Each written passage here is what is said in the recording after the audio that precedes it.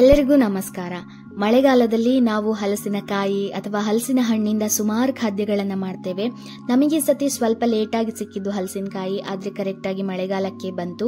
ಹಲಸಿನಕಾಯಿ ಪಲ್ಯ, ಬೆಂದಿ, ವಡೆ, ದೋಸೆ, ಚಿಪ್ಸ್, ಹಪ್ಪಳ, ಹಲಸಿನ ಹಣ್ಣಿನ ಪಾಯಸ, ಸಿಹಿ ಹಪ್ಪಳ, ಸಿಹಿ ವಡೆ, ಸಿಹಿ ಕಡುಬು, ಅದೇ ರೀತಿ ಹಲಸಿನಕಾಯಿ ಸೋಳೆಯನ್ನು ಉಪ್ಪಲ್ಲಿ ಹಾಕಿ ಅದರ ರೊಟ್ಟಿ, ಪಲ್ಯ ಹಾಗೆ ಚಿಪ್ಸ್ ಕೂಡ ಮಾಡ್ಲಿಕ್ಕಾಗ್ತದೆ. ಅಂಡ್ ಹಲಸಿನ ಬೀಜದ ಪಲ್ಯ, ಪಾಯಸ ಹೀಗೆ ಹಲವಾರು ರೀತಿಯ ತಿನಿಸುಗಳನ್ನು ಮಾಡ್ಲಿಕ್ಕಾಗ್ತದೆ. ಸೊ ನಮ್ಮ ಮನೆಯಲ್ಲಿ ನಾವು ಹಲಸಿನ ಹಣ್ಣಿನ ಸಿಹಿ ಕಡುಬು ಅಥವಾ ಹಲಸಿನ ಹಣ್ಣಿನ ಗಟ್ಟಿ ಮಾಡಿದ್ವಾಯ್ತು.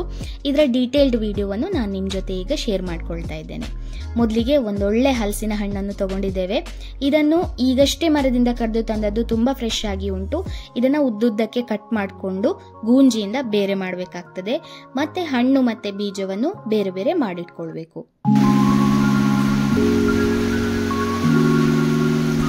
ನಾವಿವತ್ತು ಒಂದು ಮೀಡಿಯಂ ಸೈಜ್ ಹಲಸಿನ ಹಣ್ಣು, 1 ಕೆಜಿ ಅಕ್ಕಿ, ಅರ್ಧ ತೆಂಗಿನಕಾಯಿ ಹಾಗೆ ಅರ್ಧ ಕೆಜಿ ಬೆಲ್ಲ ಬಳಸಿಕೊಂಡು ಸಿಹಿ ಕಡುಬು ಮಾಡ್ತಾ ಇದ್ದೇವೆ. ಇದು 6 ರಿಂದ 7 ಜನರಿಗೆ ಧಾರಾಳ ಸಾಕಾಗ್ತದೆ. ಈಗ ಮಿಕ್ಸರ್ ಜಾರಿಗೆ ಹಲಸಿನ ಹಣ್ಣು ಮತ್ತೆ ಅಕ್ಕಿಯನ್ನು ಹಾಕಿ ರುಬ್ಕೊಳ್ಬೇಕು. ನಾವು ಅಕ್ಕಿಯನ್ನು ಮೊದಲೇ ಹುರಿದು 1 ರಿಂದ 2 ಗಂಟೆಗಳ ಕಾಲ ನೆನೆಸಿಟ್ಟಿದ್ದೇವಾಯ್ತು. ಯಾಕೆ ಹುರ್ಕೊಳ್ಳೋದು ಅಂತ ಹೇಳಿದ್ರೆ ಕಡುಬು ಅಂಟಂಟಾಗಬಾರ್ದು ಅಂತ ಹೇಳಿ. ಈಗ ರುಬ್ಕೊಳ್ಳುವಾಗ ತುಂಬಾ ನೀರು ಸೇರಿಸ್ಕೊಳ್ಬೇಕು ಅಂತಿಲ್ಲ, ಕಮ್ಮಿ ನೀರು ಸೇರಿಸ್ಕೊಳ್ಳಿ. ಬಿಕಾಸ್ ಹಣ್ಣಿನಲ್ಲಿ ಆಲ್ರೆಡಿ ನೀರಿನ ಅಂಶ ಇರ್ತದೆ. ಹಾಗೆ ಹಿಟ್ಟು ತುಂಬಾ ನುಣ್ಣಗೆ ಆಗ್ಬೇಕು ಅಂತೇನಿಲ್ಲ, ಸ್ವಲ್ಪ ತರಿತರಿಯೇ ಇರಲಿ. ಮತ್ತೆ ಕನ್ಸಿಸ್ಟೆನ್ಸಿ ಈಗ ವಿಡಿಯೋದಲ್ಲಿ ಹೇಗೆ ತೋರಿಸ್ತಾ ಇದ್ದೇವೆ ಅದೇ ತರ ಇರಲಿ, ಆಗ ಕಡುಬು ಸರಿಯಾಗಿ ಬರ್ತದೆ. ಇದಾದ್ಮೇಲೆ ತೆಂಗಿನ ತುರಿ, ಉಪ್ಪು, ಬೆಲ್ಲ, ಜೀರಿಗೆ ಮತ್ತು ಸ್ವಲ್ಪ ನೀರು ಸೇರಿಸ್ಕೊಂಡು ನುಣ್ಣಗೆ ರುಬ್ಕೊಳ್ಳಿ. ಈ ಹಿಟ್ಟನ್ನು ಆಲ್ರೆಡಿ ಮಾಡಿಟ್ಕೊಂಡಂತ ಹಿಟ್ಟಿಗೆ ಮಿಕ್ಸ್ ಮಾಡ್ತಾ ಇದ್ದೇವೆ. ಮತ್ತೆ ಸ್ವಲ್ಪ ಜೀರಿಗೆನು ಹೀಗೆ ಸ್ಪ್ರಿಂಕಲ್ ಮಾಡಿ, ಇದೊಂದು ಒಳ್ಳೆ ಫ್ಲೇವರ್ ಕೂಡ ಕೊಡ್ತದೆ. ಹಾಗೆ ಹಲಸಿನ ಹಣ್ಣಿನಿಂದಾಗುವ ಗ್ಯಾಸ್ಟ್ರಿಕ್ ಅನ್ನು ಕೂಡ ತಡೀತದೆ. ಈಗ ಹಿಟ್ಟನ್ನು ಚೆನ್ನಾಗಿ ಮಿಕ್ಸ್ ಮಾಡ್ಕೊಳ್ಬೇಕು. ಇದರಲ್ಲಿ ಅಕ್ಕಿ ಮತ್ತೆ ಹಲಸಿನ ಹಣ್ಣಿನ ಮಿಶ್ರಣ ಹಾಗೆ ಬೆಲ್ಲ ಮತ್ತೆ ತೆಂಗಿನ ತುರಿ ಮಿಶ್ರಣ ಇರೋದ್ರಿಂದ ಒಂದು ವೇಳೆ ಸರಿಯಾಗಿ ಮಿಕ್ಸ್ ಮಾಡ್ಕೊಳ್ಳಿಲ್ಲ ಅಂತ ಹೇಳಿದ್ರೆ ಸಿಹಿ ಒಂದೇ ಕಡೆ ಹೊಂದ್ಕೊಳ್ಳುವ ಚಾನ್ಸಸ್ ಇರ್ತದೆ. ಹಾಗಾಗಿ ಚೆನ್ನಾಗಿ ಮಿಕ್ಸ್ ಮಾಡ್ಕೊಳ್ಬೇಕಾಗ್ತದೆ. ನಾವಿವತ್ತು ಬಳಸಿರುವುದು ಸಾಗವಾನಿ ಮರದೆಲೆ. ಇದು ಕಡುಬಿಗೆ ಒಂದೊಳ್ಳೆ ಬಣ್ಣ ಮತ್ತೆ ಫ್ಲೇವರ್ ಕೊಡ್ತದೆ. ಸೊ ಎಲೆ ಚೂಸ್ ಮಾಡ್ಕೊಳ್ಳುವಾಗ ತುಂಬಾ ಬೆಳೆದ ಎಲೆ ಸಹ ಬೇಡ, ತುಂಬಾ ಎಳೆದಾದ ಎಲೆ ಸಹ ಬೇಡ, ಹದಕ್ಕೆ ಬೆಳೆದ ಎಲೆಯನ್ನೇ ತಗೊಳ್ಳಿ.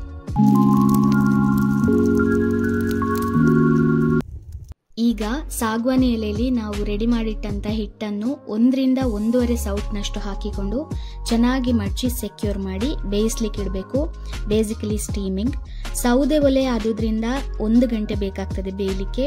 ಗ್ಯಾಸ್ ಸ್ಟವ್ನಲ್ಲಿ ಇಡೋದಾದ್ರೆ ಅರ್ಧ ಗಂಟೆಯಿಂದ 3/4 ಗಂಟೆ ಸಾಕಾಗ್ತದೆ.